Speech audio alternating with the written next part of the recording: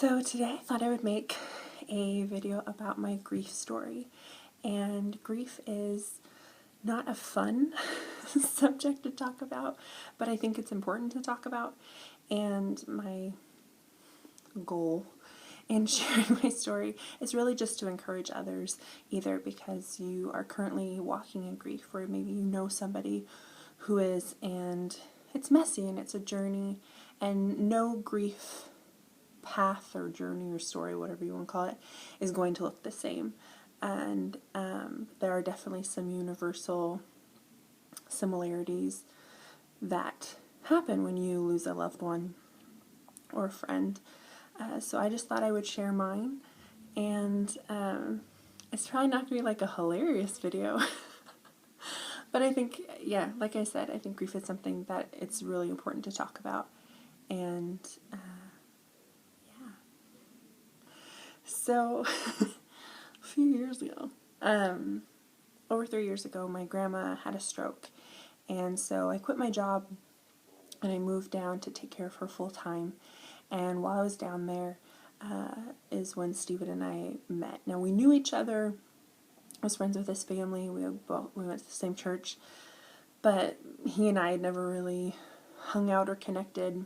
But I was definitely close with his mom and his brothers. And so we got kind of, I guess, connected. I don't know how to say. Yeah, we became friends at it was a young adult group, and I went over early to just kind of help.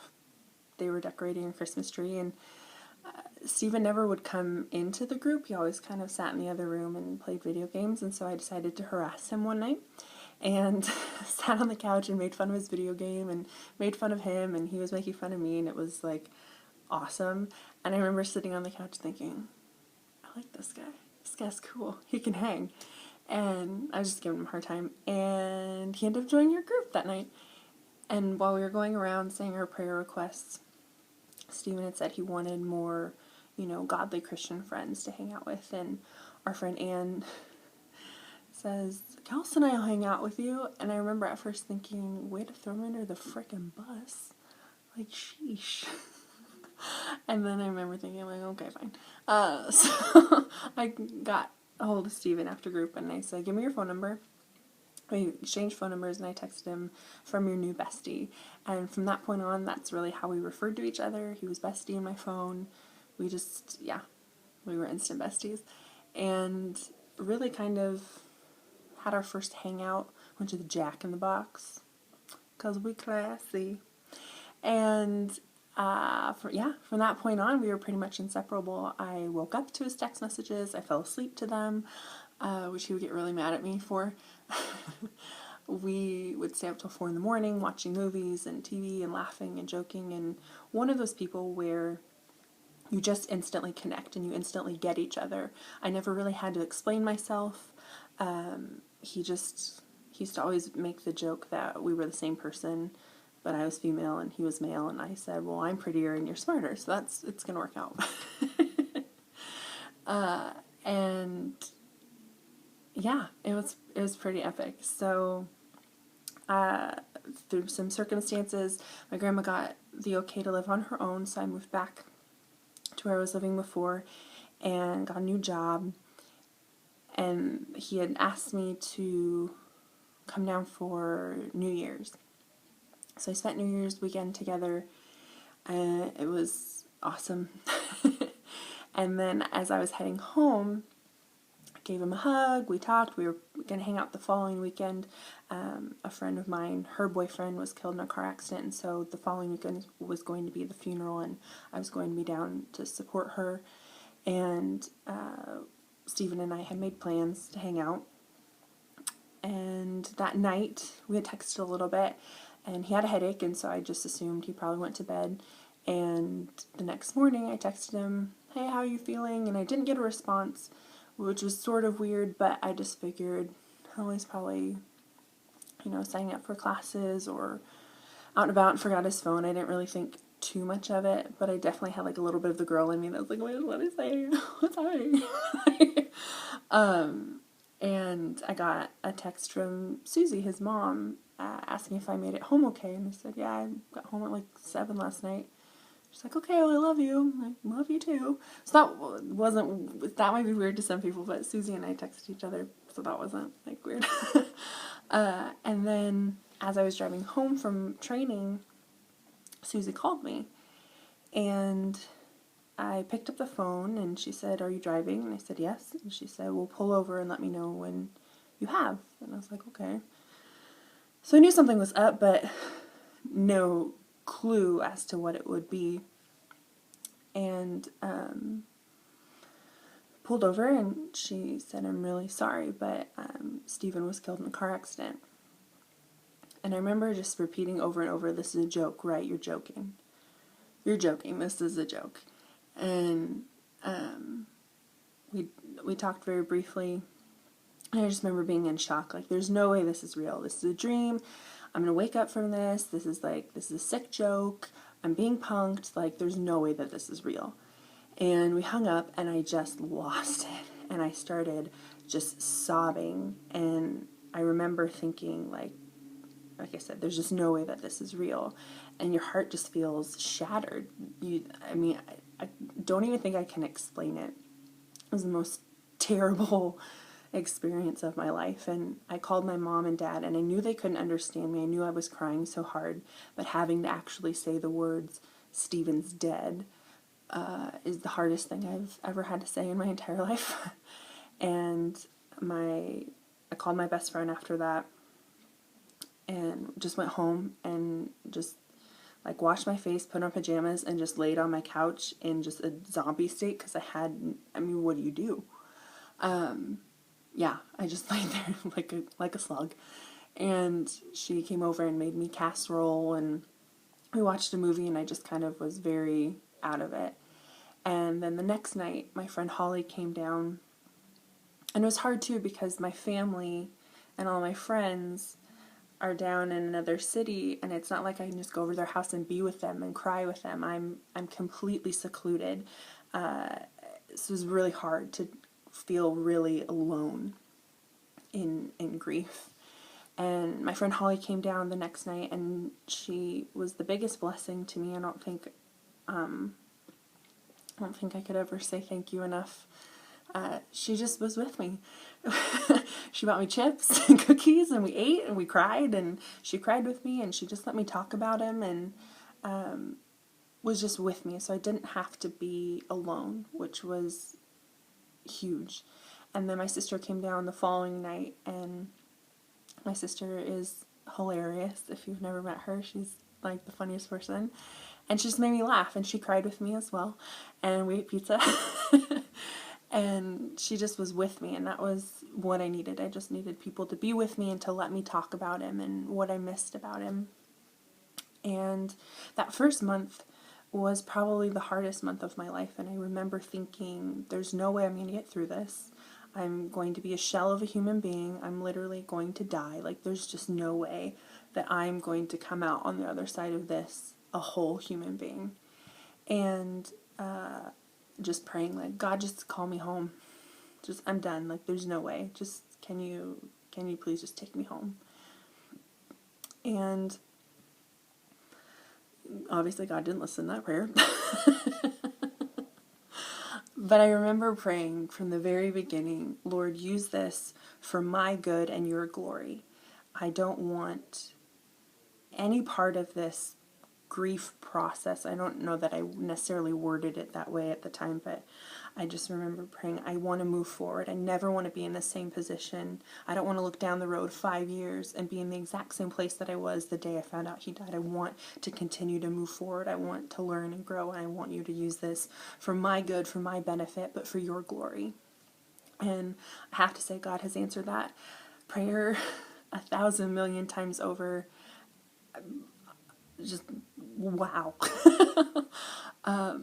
Yeah, so that first year is hard because everything is a first. His birthday, the first birthday without him, the first Christmas without him, everything is a first. So everything just feels raw, and everything is like a scab being picked off. It's like just when you think you're okay, then something happens, and it doesn't have to be like anything big. It can be just like, so we used to watch Diners, Drive-Ins, and Dives. That was like our favorite show to watch together. So sometimes someone mentions it, or you see a commercial for it and you just start sobbing out of nowhere. And the wound is reopened. And so I really honestly thought I was never going to be healed. I was never going to experience, true joy again, or yeah, it was just a real crappy feeling. P.S. Fun fact. But yeah, so that first year was really hard. But a couple months after Stephen passed, my brother sent me an email, and he was like, "Hey, Kels, like, I think you should go to India with me." And his church goes to India all the time. And I was like, well, pray about it, see what God says. And I felt like God was saying, go. And as I was praying about going, the Lord just gave me a vision. And it was a blue mop bucket. And God just said, I have a bucket of healing for you in India. And I remember thinking, like, yeah, sweet. And I knew that specific healing was regarding Stephen, and being able to really be healed and move forward in life, because I loved him. I was head over heels for him. I knew, like, he was it. We were going to get married. We were going to have kids. We had kind of talked about things, but we had both just gotten out of relationships, and it was really important to him that we took our time before we jumped into that relationship, and he wanted to be respectful of that, which is very sweet. Such the gentleman. But yeah, I knew it was going to be a process of healing from that loss, because not only did I lose my best friend and this person that I loved, but all the dreams and the hopes and the wishes of what go with that, being married, having kids, like, all that is just kaput. And so it's almost like losing two people, if that makes sense. Kind of weird, but like, that's the best way I can explain it. Yeah. So, during that first year, though, God was really faithful and loving to me. And one of the things that he told me, I was reading the story of Lazarus. So Lazarus dies, and God calls him out of his grave, and he says, "Lazarus, rise, like, come on out." And I just felt like God say, like, "Kelsey, rise. Like, Stephen's death has been your grave for so long, but it's time to come out of that grave. It's time to take off your grave clothes and put on new clothes. Like, I have a purpose and a plan and a life for you, and it doesn't involve, being in constant sorrow and sadness. Like, I have joy, I have hope for you, but you gotta come get it." And I was like, okay. So, and then so when I found out the dates for India, that's another cool God thing. I found out the dates, and these people obviously don't know me. They know I'm Andy's little sister, and that's about it. And I find out the date that we're leaving is going to be January 3rd, which will be the 1-year anniversary of Stephen's death. And I remember kind of freaking out about it, like, I'm going to be like a crying, crazy person on a 18-hour flight. Didn't think that one through, Jesus. And I just felt God say, I renamed, Hadassah to Esther. I renamed Saul to Paul. I renamed Simon to Peter. And I'm renaming January 3rd for you. It will always be the day that Stephen died. And with that comes, sadness and grief, but it will also always be the day that you left for India. And India was awesome. And I absolutely believe that God healed me while I was there. I didn't feel constant sorrow and grief. I felt nothing but just peace and joy and excitement. I fell in love with India. I fell in love with the kids at Hope Mission Home, and definitely left my heart there. Faux show. I only cried one time, and it was when I was sharing my story. We went around, like, gave testimonies, and so it was my turn, and I was sharing, my life story, and obviously Stephen is part of it. And that's the only time I cried. I was really proud of myself. And it was cool because I got to talk to Susie before I left, and she prayed with me, and that was kind of neat to have, like, feel like I had a piece of him with me. But yeah, grief has been a journey. It's been a process. I did Grief Share, which is an actual series. You go through like a book and watch these movie or videos, whatever. And I have to say that was super helpful and just practical for me, being able to hear other people vocalize exactly what I'd been feeling, but I always felt crazy for feeling those things, and then realizing other people felt them too. I'm not alone. It was really nice. That sounds like so weird, but it was really comforting and really helpful to not feel like I was alone. And I think, yeah, I think I learned, by the grace of God, a lot the past 3 years. I am not happy that Stephen died. I'm not excited that he's with Jesus. I mean, I am like, yay, you're with God. But there's still that flesh part of me that like I would rather have him be here. But at the same time, I feel like I have a depth and an intimacy and a kind of relationship with God that I never really thought was possible, or I ever thought would be possible. Like you know how you, I don't know, maybe you guys are way cooler than I am, or way more spiritual. But sometimes I would look at people's lives and I'd think like, oh, I want that, like that passion for God where they're just like Jesus all the time. And I just never felt. I mean, I've always loved God, but like just never felt that kind of, I guess, intimacy. And when you only have God to rely on, and He is the only thing that you literally have, there you get real close real fast. But I'm thankful for that. I'm thankful for the kind of relationship that I have with God. And He has pushed me and challenged me, and He's healed me, and He has called me into things that I never in a million years would have thought or saw myself doing. And I have to be careful, because anytime I say I'll never do something, I always end up doing it. I should learn my lesson, but somehow I don't. But like leading worship was something I never, ever would have done on my own. Being on the worship team, anytime I've ever been on one, somebody's had to force me, because I don't like being up there. I don't want to be up there. But I also know that God has given me a voice to sing, and I want to be honoring of that when He asks me to do worship stuff. And now I'm in a position where I'm actually leading worship, like straight up leading. And it's been terrifying, but it's also been really awesome. Like God's been doing some really cool things in me, I feel like, and hopefully through me. Sorry, Salem Vineyard. But God's just so faithful, and He's good despite my circumstance, despite losing Stephen, despite the sadness and the grief and how hard that has been. God has been faithful. God is still good, and I wouldn't trade that intimacy for anything. And I feel like, you know, God has been so patient with me and kind of taking me step by step. You know, at one point God did ask me to start dating again, and I did, and I don't know how well that went. You can watch my dating YouTube video.